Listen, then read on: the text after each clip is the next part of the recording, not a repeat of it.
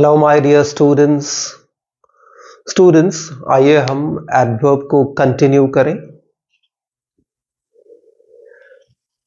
Adverb of reason को हम study करें। देखिए एडवर्ब ऑफ रीजन क्या होता है। Adverb of reason shows cause of action. Adverb of जो रीजन होता है वो कारण दिखाता है एक्शन के, यानी कि बताता है कि एक्शन किस कारण हुआ।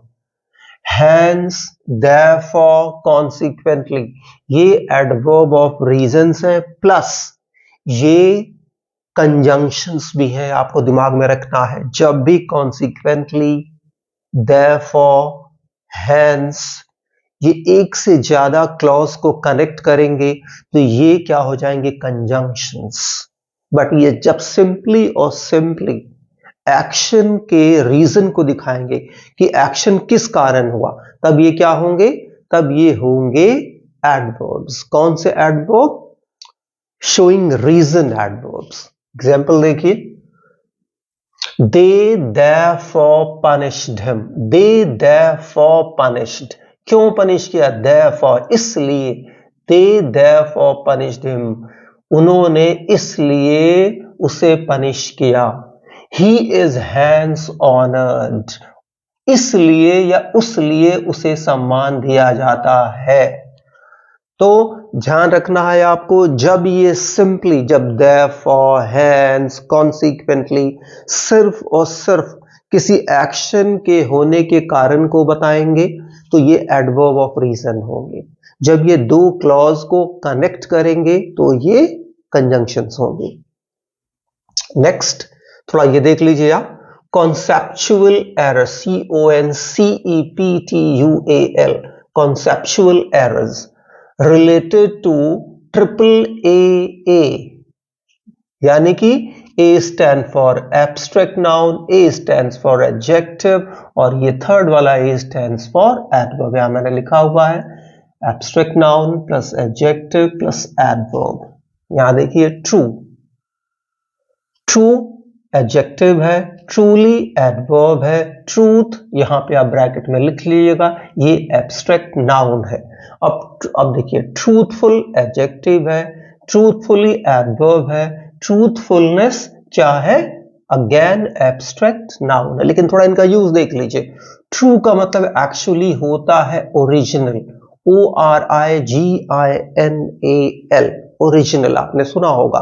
ट्रू कॉपी, किसी डॉक्यूमेंट की कहा जाता है कि इस डॉक्यूमेंट की आपको ट्रू कॉपी देनी है, यानी कि ओरिजिनल कॉपी देनी है। जैसे कि these competitors are supposed to produce true copy of their documents at the time of physical verification, यानी कि फिजिकल वेरिफिकेशन के टाइम इन कॉम्पेटिटर्स यानी कि प्रतियोगियों को अपनी ओरिजिनल जो है डॉक्यूमेंट्स देना होगा। तो ट्रू कॉपी यानी कि रियल, ध्यान देना है आपको। एंड ट्रूथफुल, ट्रूथफुल का मतलब होता है जो होता है ऑनेस्ट, ईमानदार। ये आपको ध्यान देना। देखिए आप यूज मैंने यहाँ पे किया हुआ, देखिए give me true, truly, truth copy, तो क्या होगा? ट्रू होगा, ट्रूली होगा, ट्रूथ होगा। ट्रू आपका क्या है, मैंने बताया एडजेक्टिव, ट्रूली आपका एडवर्ब, ट्रूथ आपका नाउन। तो यहां किसकी बात हो रही? कॉपी की। तो कॉपी ट्रूथ होगी या ट्रूली होगी? कॉपी ट्रू होगी, यानी कि ये नाउन है तो इसकी विशेषता कौन बताएगा? एडजेक्टिव बताएगा। तो गिव मी ट्रू कॉपी। अब यहां देखिए ट्रूथफुल, जिसका मैंने मतलब आपको मतलब ट्रू और ट्रूथफुल में अंतर। ट्रू मतलब ओरिजिनल, रियल। ट्रूथफुल का मतलब होता है ऑनेस्ट। तो यहां देखिए, शी कन्फेस्ड, ट्रूथफुल, ट्रूथफुली, क्या होगा? उसने कन्फेस किया, उसने स्वीकारा। किससे? ईमानदारी से या ईमानदार? क्या होगा? ये वर्ब है तो इसकी मीनिंग को कौन मॉडिफाई करेगा? ट्रूथफुल मैंने आपको बताया एडजेक्टिव है, ट्रूथफुली आप समझ रहे हैं नाउन, सॉरी एडवर्ब है, तो वर्ब को कौन मॉडिफाई करेगा? एडजेक्टिव या एडवर्ब? एडवर्ब। तो ये हो जाएगा, ये क्रॉस हो जाएगा, तो क्या हो जाएगा, शी कन्फेस्ड ट्रूथफुली, ऑनेस्टली। अब यहां पे देख लीजिए, ये भी बहुत इंपॉर्टेंट है, difference between hard and hardly. Generally जो स्टूडेंट्स होते हैं उनको हार्ड और हार्डली में बहुत ही ज्यादा डिफरेंस क्लियर नहीं होगा, तो उन्हें लगता है कि हार्ड का ही जो है एडवर्ब हो जाता है हार्डली, क्योंकि वो जनरली जानते हैं कि किसी एडजेक्टिव में जब हम एल वाई ऐड कर देते हैं तो वो एडवर्ब हो जाता है। But bear in mind, hard और हार्डली दोनों एडवर्ब है, रिमेंबर, ये आपको ध्यान देना है। हार्ड एडवर्ब ऑफ मैनर है, किसी एक्शन, कोई एक्शन किस तरह से हो रहा है उसके मैनर को बताता है, जबकि आपको दिमाग में रखना है जो हार्डली है वो आपका एडवर्ब ऑफ फ्रीक्वेंसी है। Is that clear? Hard adverb of manner, hardly adverb of frequency.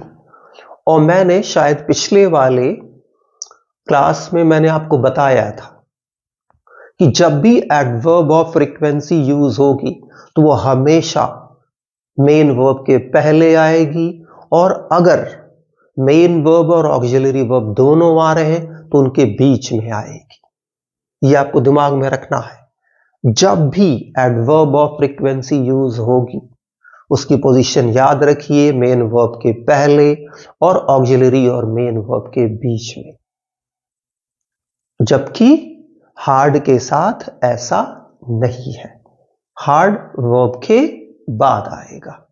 अब आइए इन दोनों का यूज भी देखते हैं, मीनिंग क्लियर हो गई होगी आपको, अब यूज देखते हैं। देखिए, my aunty worked hard, hardly क्या होगा, या हार्ड होगा या हार्डली।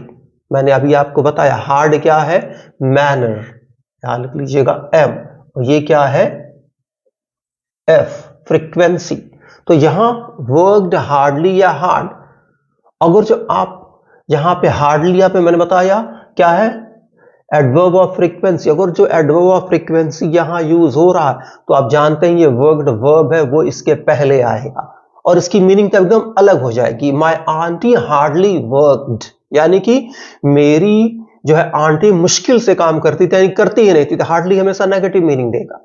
अब हार्ड पॉजिटिव मीनिंग देता है, तो यहां पे अगर जो आप इस पोजीशन पे आया है तो इसकी पोजीशन के अनुसार ये क्या है, यहां पे हार्ड ही होगा, हार्डली नहीं होगा। हार्डली को आपको रखना होगा तो यहां लाना होगा आपको ध्यान, तो क्या हो जाएगा, my aunty worked hard. Next देखिए, they studied hard hardly for exams, वो एग्जाम्स के लिए हार्ड या हार्डली स्टडी करते थे।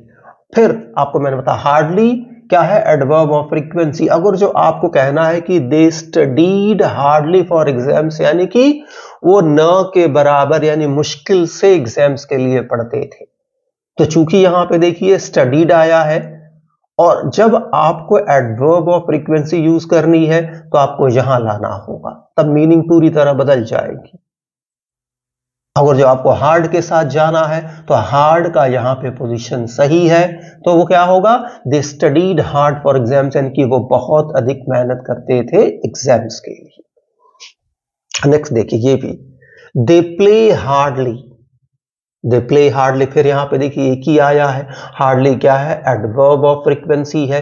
मैंने आपको बताया इसकी पोजीशन क्या होगी, यहां पे होगी, तो क्या हो जाएगा, दे हार्डली प्ले, यानी कि वो मुश्किल से खेलते। फिर देखिए आई ड्रीम्ड हार्डली, फिर यहाँ दूसरा ऑप्शन ही नहीं है, तो फिर यहाँ ये गलत है इसका यूज, क्योंकि ये फ्रीक्वेंसी है और फ्रीक्वेंसी मैंने बताया मेन वर्ब आ रही तो उसके पहले आएगा, तो यहाँ पे आ जाएगा ये आई हार्डली ड्रीम्ड, यानी कि मुझे सपने न के बराबर आता। अब देखिए डैड हिट हिम हार्डली और हार्ड, फिर देखिए अगर जो आप हार्डली के साथ जाएंगे तो हार्डली आपको यहां लाना होगा। अगर आप हार्ड का सेंस देना चाहते हैं कि बहुत, मेरे डैड हिट हिम हार्ड, मेरे डैड ने उसकी बहुत तगड़े से पिटाई करी, तो ये हार्ड सही है, यहां हार्डली का पोजीशन गलत है। क्लियर? अब देखिए they hardly had some work, so they hardly had some work। तो ये आप देख लीजिए, उनके पास मुश्किल से कोई काम था, तो यानी हार्ड यहां होने की जरूरत नहीं है, मैनर कोई बता नहीं रहा एक्शन का, इसलिए दे हार्डली हैड सम। हार्डली हमेशा नेगेटिव सेंस देता है, तो आपको दिमाग में रखना है इसके साथ नो, नॉट या सम पॉजिटिव मीनिंग देने वाले वर्ड नहीं आएंगे, तो यहां पर ये हट जाएगा और यहां आप ले आएंगे एनी, ANY, जैसे कि they hardly had any money, या कह सकता हूं I hardly have any confidence और एनी होप। नेक्स्ट देखिए, I hardly have no hope. अब देखिए मैंने भी बताया हार्डली ऑलरेडी नेगेटिव है, उसके साथ आप कोई दूसरा नेगेटिव वर्ड नहीं लाएंगे, तो इसको आप हटा के क्या कर देंगे, एनी कर देंगे, ANY, एनी होप। नेक्स्ट देखिए, अभी इसका भी डिफरेंस बहुत इंपॉर्टेंट है, देख लीजिए, difference between fast, faster, fastest, fastly. पहले ये समझ लीजिए, फास्ट नाउन भी है, फास्ट एडजेक्टिव भी है, फास्ट एडवर्ब भी है, ये मैंने बताया था आपको पिछली वीडियो में, उसको एक बार आप जाके देखिएगा और क्लियर हो जाएगा। यहां देखिए, फास्ट का ही कंपैरेटिव होता है फास्टर, और फास्टर का ही सुपरलेटिव होता है, सॉरी फास्ट का ही सुपरलेटिव हो जाता है फास्टेस्ट।